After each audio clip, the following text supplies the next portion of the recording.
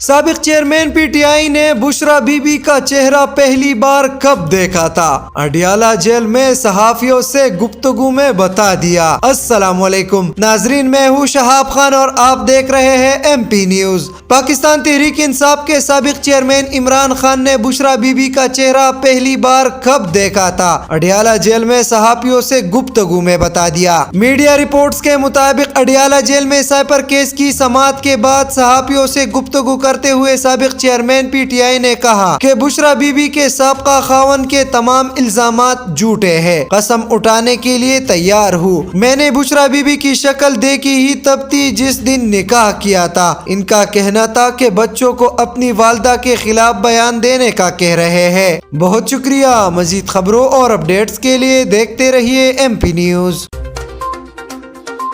M P news Swat سمیت ملکی اور غیر ملکی خبریں آپ تک پہنچائے سب سے پہلے۔